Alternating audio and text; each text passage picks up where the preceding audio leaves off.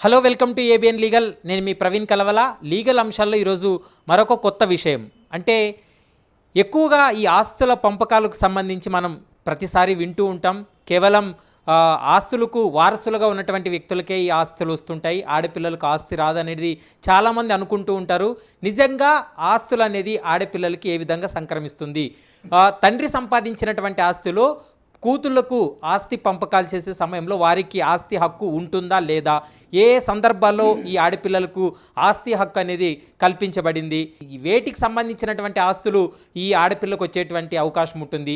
ఏ విధంగా సంక్రమిస్తుంది అనేటువంటి అంశానికి సంబంధించి ప్రస్తుతం మనతో పాటు మాట్లాడడానికి హైకోర్టు సీనియర్ అడ్వకేట్ ఎస్వి రత్నం ఉన్నారు. ఆయనతో ఒకసారి మాట్లాడించేటువంటి ప్రయత్నం చేద్దాం. సార్, ఈ ఆడపిల్లల ఆస్తుల వ్యవహారానికి సంబంధించి మనం చాలా సంవత్సరాల నుంచి వింటున్నాము. కేవలం మగపిల్లలకు మాత్రమే ఆస్తులు వాటాలు వస్తాయి, కానీ ఆడపిల్లలకి రాదు, ఆడపిల్లలకి ఆస్తులకి సంబంధం లేదు అనేది చాలామంది వాదిస్తూ ఉంటారు, చాలామంది ఎంక్వైరీ చేస్తుంటారు. నిజంగా ఆడపిల్లకి ఆస్తి అనేది వస్తుందా రాదా? వస్తే ఏ సందర్భాల్లో వస్తుంది? ఆడపిల్లకి ఆస్తి వస్తుందా రాదా అన్న అసలు డౌట్ రావటమే మనకి డౌట్. అది ఆడపిల్లకి మగపిల్లకి తేడా ఏం లేదండి, ఇద్దరు కూడా సమాన హక్కులు ఉన్నాయి. చాలామందికి అపోహ ఏంటంటే ఏదో 2006 సంవత్సరాల ముందు కానీ 1996 ముందు కానీ పుట్టుండాలి, తర్వాత అప్పుడు పెరుగుండాలి, ఈ వయసు ఇంత ఉండాలి, ఇవన్నీ కూడా పనికిరాని అంశాలు. మనం ఈ విషయం ఏంటంటే తండ్రి ఆస్తులు కానీ తల్లి ఆస్తులు కానీ మగపిల్లలకి ఎంత హక్కు ఉందో ఆడపిల్లలు కూడా అంతే హక్కు ఉంది. ఇది వెరీ క్లియర్. దీనికి పెద్ద ప్రత్యేకంగా ఏ చట్టంలో ఉంది, ఏ సెక్షన్లో ఉంది మనకు అనవసరం. వస్తుందా రాదా అనే టాపిక్ మీద మనం మాట్లాడదాం. ఆడపిల్లలకి మగపిల్లలకి సమాన హక్కులు అయితే ఉన్నాయి.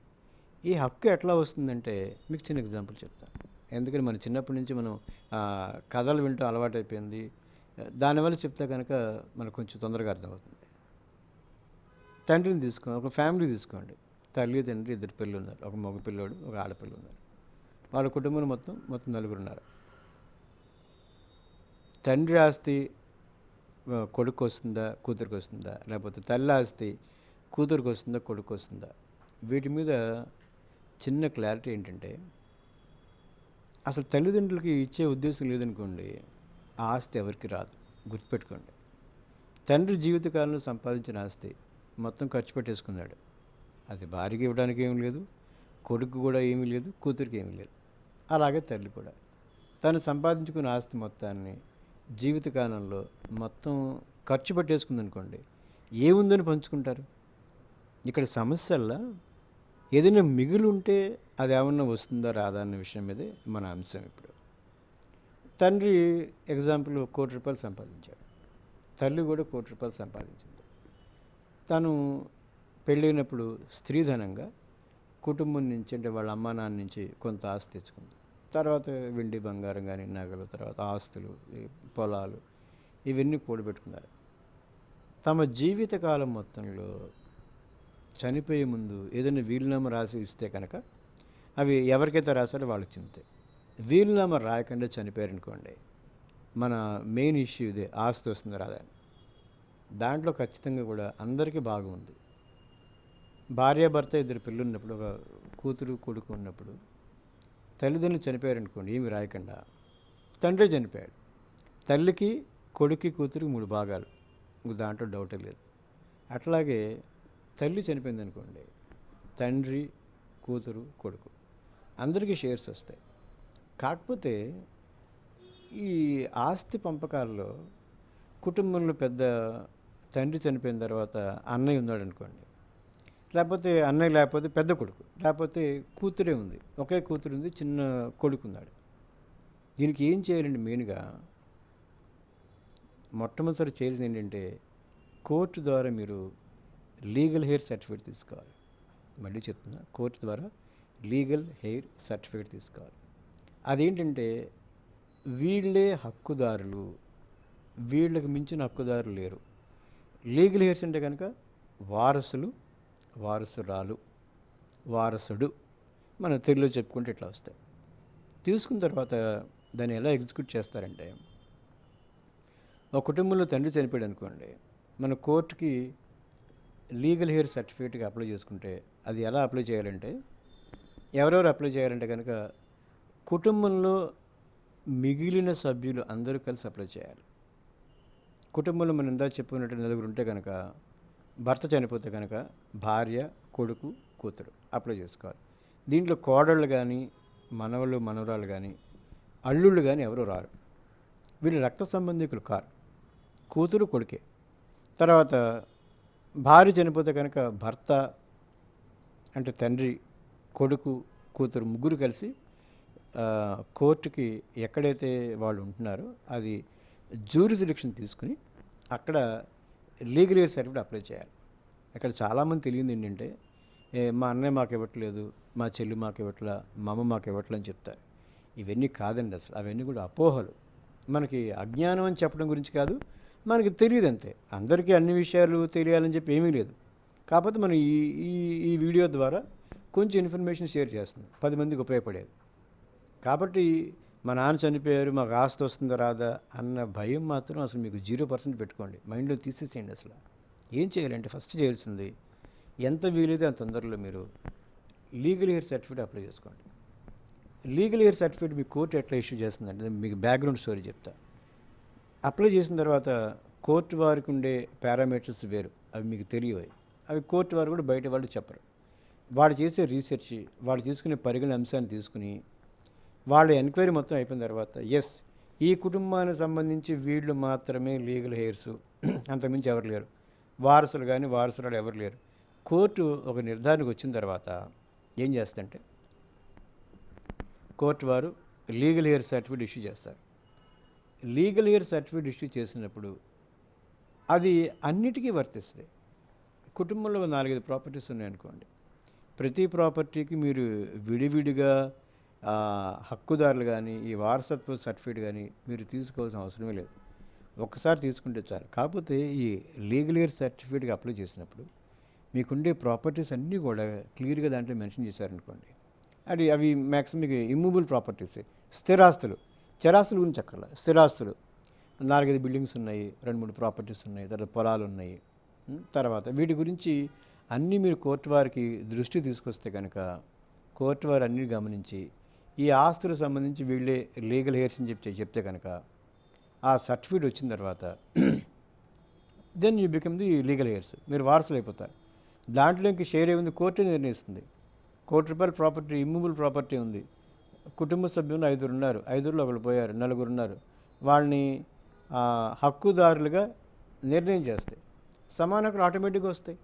మీరు ఎవరిదో కాళ్ళు పట్టుకోవడం, మా పెద్దమ్మ చెప్పింది, పిన్నమ్మ చెప్పింది, మా ఊర్లో పెద్దలు చెప్పారు, పెద్దల సమక్షంలో జరిగింది, ఇవన్నీ ఏంటంటే ఇవి ఒకప్పుడు ఓకే, ఇప్పుడు టెక్నాలజీ పెరిగింది, నాలెడ్జ్ పెరుగుతుంది, తర్వాత మీకు న్యాయ సంస్థ మీకు అందుబాటులోకి వచ్చింది. కాబట్టి ఈ ఈ ఉన్న ఫెసిలిటీ మీరు వాడుకోండి. కాబట్టి తండ్రి ఆస్తులో కూతురికి వస్తుందా, కొడుకు వస్తుందా, తర్వాత మా ఇంట్లో మా నాన్న చనిపోయిన తర్వాత ఆస్తి మొత్తం మా అమ్మాయి తీసేసుకుంది, లేకపోతే మా అమ్మ చనిపోయిన తర్వాత ఆస్తి మొత్తం మా నాన్న తీసేసుకుని ఎవరికి ఇవ్వట్లేదు, ఇవన్నీ కాదు. కానీ ఇక్కడ ఎలా ఉండాలంటే ఒక విషయం గమనించండి. తండ్రి చనిపోయాడు అనుకోండి, తల్లి బతికే ఉంది. ఆస్తి కనుక తల్లి తండ్రి కలిపికుంటే కనుక మీరు లీగల్ ఎయిడ్ సర్టిఫికేట్ తీసుకున్నప్పుడు ఈవిడ బతికి ఉంది కాబట్టి తల్లి దాంట్లో మీరు షేర్ అడగకూడదు, ఇది గమనించాలి. నాన్నగారి పేరుతో ఏ ఆస్తి అయితే ఉందో దాంట్లో మాత్రం మీకు షేరు. ఈవిడ బతికి ఉందిగా, మరి ఆవిడ బ్రతకాలి కదా. కోర్టు కూడా చాలా విషయాన్ని ఒక మనిషి, సామాన్య మనిషి ఎట్లా ఆలోచిస్తాడో అట్లా ఆలోచించే నిర్ణయం తీసుకుంటుంది, కానీ ఒక అధికారపరంగా డెసిషన్ తీసుకోదు ఎప్పుడు కూడా. అది గమనించండి. ఇప్పుడు తల్లి బతికే ఉంది, ఆవిడ ఆస్తి మీకు ఎందుకు, ఫస్ట్ మీకు రాదు అది. రెండోది ఆవిడ ఇస్తే వస్తుంది, కానీ తండ్రి ఆస్తున్నారు చూసారా, తండ్రి చనిపోయాడు, అది ఆయన వ్యక్తిగత ప్రాపర్టీ, వ్యక్తిగతంగా కొనుక్కున్నదో సంపాదించుకుందో పెద్దల నుంచి వచ్చిందో రాస్తుంది. ₹1,00,00,000 ప్రాపర్టీ ఉంది, కుటుంబ సభ్యులు 5, ఒక ఆయన చనిపోయాడు, మిగతా అందరికీ షేర్ ఉంటుంది. అలానే అమ్మకి ఎక్కువ షేరు, తర్వాత కూతురు ఎక్కువ షేర్ అట్లా లేదు. అలానే కూతుర్లకి షేర్ లేదా అంటే కనుక కూతురు కూడా షేర్ ఉంది. కాకపోతే మీరు సరైన పద్ధతిలో కోర్టు వారిని అప్రోచ్ అయ్యి ప్రాపర్గా డాక్యుమెంటేషన్ చేసుకుని, పిటిషన్స్ ఫైల్ చేసుకుని, ఆ కేసు రన్ చేసుకుని జాగ్రత్తగా చూసుకుంటే కనుక మీ ఆస్తి మీకు ఫుల్లీ ప్రొటెక్టెడ్. కాకపోతే అప్పుడు ఇవన్నీ చేసుకోకండి. ఇప్పుడు కోర్టు వారికి కూడా, ఇప్పుడు భారతదేశ జనాభా తీసుకుని కొన్ని కోట్ల మంది ఉన్నారు, కొన్ని కోట్ల మంది కుటుంబాల్లో, కొన్ని లక్షల మంది కుటుంబాల్లో ఎవరెప్పుడు చనిపోయారు, ఎవరికి ఆస్తుంది, కూతురికి వచ్చిందా, కొడుకు వచ్చిందని ఆలోచించే టైం కోర్టు కూడా లేదు. కానీ మీరు కోర్టుని అప్రోచ్ అయితే కనుక మా పరిస్థితి ఇది అని మీరు కోర్టు వారికి చెప్పుకుంటే వాళ్ళు చేయగలుగుతారు. అంతే తప్ప మన ఇంట్లో మనం కూర్చుని మా నాన్న పోయారు, ఆస్తి అంతా వాళ్ళకి వెళ్ళిపోయింది, వీళ్ళకి వెళ్ళిపోయింది, మా పెద్ద చెల్లి మాకు ఇవ్వట్లేదు, చిన్న చెల్లి ఇవ్వట్లేదు, ఇవన్నీ కాదు. అసలు మీరు కోర్టు వారి దృష్టికి తీసుకురావాలి. ఈ జరిగిన విషయాన్ని కోర్టు వారి దృష్టికి తీసుకొస్తే కనుక కోర్టు అన్ని విషయాలు పరిశీలించి మీకు ఏది న్యాయం చేయాలో ఆలోచించి అట్లా చేస్తుంది. అసలు మన కోర్టు దృష్టికే కాకుండా అన్ని విషయాలని మన కుటుంబంలోనూ, మన చుట్టాల్లోనూ, ఆ పెద్ద మనుషుల్లో పెట్టామనుకుంటే కనుక మన కోర్టు వారిని, న్యాయ వ్యవస్థని నిందిస్తే అది కరెక్ట్ కాదు.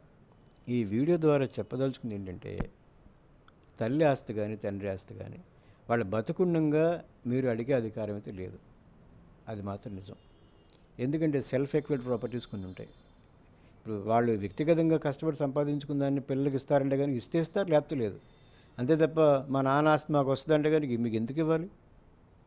అది వాళ్ళ ఇష్టం. అది ఇక్కడ అందుకే మన వీలునామా ఎగ్జిస్టెన్స్లోకి వచ్చింది. వీలునామా ద్వారా వస్తే వస్తుంది, లేదనుకోండి వాళ్ళు ఏమీ రాకుండా చనిపోతే మాత్రం ఆస్తి మొత్తం మీకే వస్తుంది. దీంట్లో మీకు 1% కూడా డౌట్ అక్కర్లా. కాకపోతే మీరు కోర్టు వారి దృష్టికి తీసుకురావాలి. లేదంటే కుటుంబ సభ్యులందరూ కూర్చుని ఓకే, ఒకవేళ ₹1,00,00,000 ఆస్తుంది, 2 కోట్లు ఆస్తుంది, ఎలా పంచుకోవాలి, అందరూ ఒక నిర్ణయానికి వచ్చి మీరు ఒక సెటిల్మెంట్ చేసుకుని ఆ డాక్యుమెంట్ రిజిస్ట్రేషన్ చేయించుకుంటే మీకు ప్రాబ్లం అక్కడ సాల్వ్ అయిపోతుంది. కానీ కుటుంబంలో పెద్ద వ్యక్తి చనిపోతే కానీ హెడ్ ఆఫ్ ది ఫ్యామిలీ చనిపోతే ఏం చేయాలన్న విషయం మీద మీరు ఏం భయపడక్కర్లేదు. మీరు ధైర్యంగా ఉండండి. మీరు చేయవలసిన పని ఒకటేంటంటే మీ విషయాన్ని కోర్టు వారి దృష్టికి తీసుకురావాలి. అప్పుడే మీకు న్యాయం జరుగుతుందా, అన్యాయం జరుగుతుందా కాదు, అసలు మీరు ఫస్ట్ స్టెప్ అయితే వేయాలిగా. మీకు ఏ అధికారం ఉందని మీరు కోర్టుని నిందిస్తారు? ఒక న్యాయ వ్యవస్థ మీద తేడాగా చెప్పడం కూడా కరెక్ట్ కాదు కదా. అసలు మీరెవరో కోర్టు వారికి తెలియదు, కోర్టు ఏంటో మీకు తెలియదు. మీరు ఏమీ లేకుండా మాకు ఆస్తి వస్తుందంటే కనుక మీకు ఎవరిస్తారు ఆస్తి? ₹1,00,00,000 ఆస్తి మీ కుటుంబ సభ్యులు తెచ్చి మీకు ఇస్తారా? న్యాయపరంగా తీసుకోవాలంటే మాత్రం మీరు ఇలాగ ఫాలో అవ్వాలి. మీరు కోర్టులో ఫైల్ చేసుకోవాలి. ఫస్ట్ మీరు ఒక లీగల్ ఎయిర్ సర్టిఫికేట్ తీసుకోవాలి. అది వచ్చిన తర్వాత మీ ఆస్తులన్నీ కూడా మీ షేర్ దాంట్లో ఎంత ఉందనే విషయాన్ని కోర్టు వారు నిర్ణయిస్తారు.